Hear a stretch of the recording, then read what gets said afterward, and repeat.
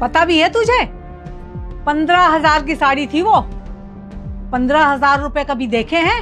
और इतनी अच्छी साड़ी तेरे घर वालों ने तो कुछ दिया नहीं है। वो मेरे पैसों से खरीदी हुई साड़ी थी जो तूने जला दी उसके। मम्मी जी बस कोना ही तो जला है, वो मैं जानबूझ के नहीं जलाई। वो कोना जला है? अरे तू सब कुछ ना जानबूझ के करती है ताकि ना मैं वो साड़ी ना पहन सकूं। और तू क्या समझेगी? कैसे घर से आई है तू? 1 रुपए का दहेज भी नहीं लेकर के आई है। अरे शर्म हया कुछ है नहीं तुम्हारे अंदर। मम्मी जी शादी से पहले तो सब कुछ पता था ना इनको कि मेरे घर वाले नहीं दे सकते हैं दहेज। दीपेश को मैंने मना भी की थी कि इस मनहूस लड़की के साथ ना शादी मत कर तू। तेरे पैर इस घर में पड़े हैं ना, हमारे घर की ना बर्बादी शुरू हो गई है। अच्छी खासी नौकरी थी मेरे बेटे की, वो नौकरी छोड़ के ना वो बिजनेस में चला गया। बिजनेस में क्या है, नुकसान होगा। तेरे कदम जो पड़े इस घर में मनहूस के। मैं अपनी पसंद की कोई लड़की लेके आती ना तो ये घर ना स्वर्ग जैसा बन जाता। अरे तुझे पता है हमारे पड़ोस में जो शर्मा जी है ना, उनके बेटे की शादी हुई। उनकी बहू जो है ना वो दहेज में 9 लाख का हार लेके आई है और घर का फर्नीचर, टीवी, फ्रिज, हर चीज उसके घर वालों ने दहेज में दिए हैं। और तेरे घर वालों ने क्या दिए? एक सोने का हार ही दे देते। अरे हट, सोने का हार कहाँ बोल रही हूँ मैं, एक चांदी की पाजेब भी तो देने की उनकी औकात नहीं है। यही सब कुछ लेकर के आई है। टसुए मत बहा मेरे आगे। इन आंसुओं से ना कोई असर नहीं पड़ेगा मेरे को। जिस दिन से इस घर में आई है ना, मेरे घर की बर्बादी शुरू हो गई है। अरे शुरू क्या हो गई, तूने तो बर्बादी करके रख दी है। पता नहीं दीपेश ने तुझ में क्या देखा, तुझसे शादी किया और घर में ले आया। मनमूस कहीं की। माँ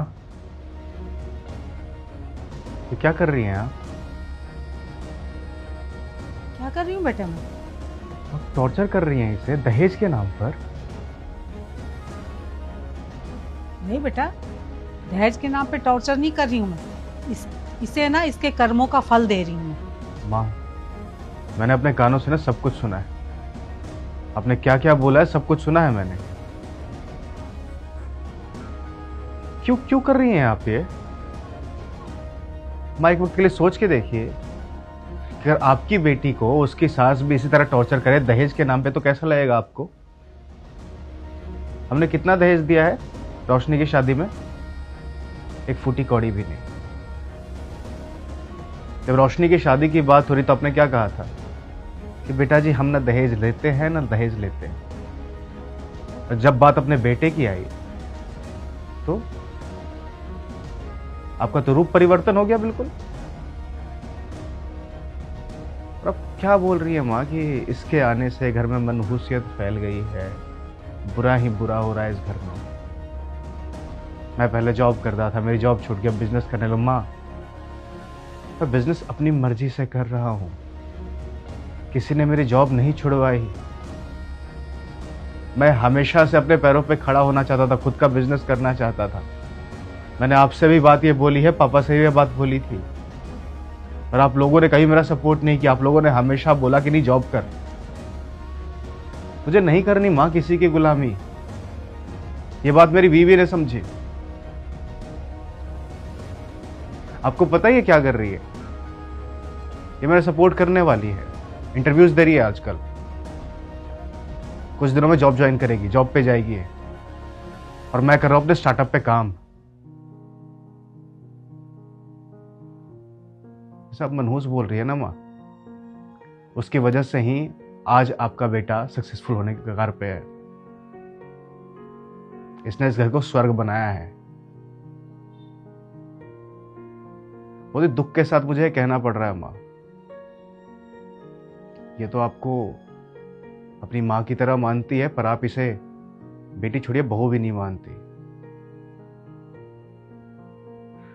माँ मैं ज्यादा कुछ नहीं बोलूंगा, बस 1 हफ्ते का वक्त दूंगा आपको। अगर 1 हफ्ते तक भी आपका यही व्यवहार रहा ना मेरी पत्नी के प्रति, तो मैं ये घर छोड़ के चला जाऊंगा अपनी पत्नी के साथ। रति चलो।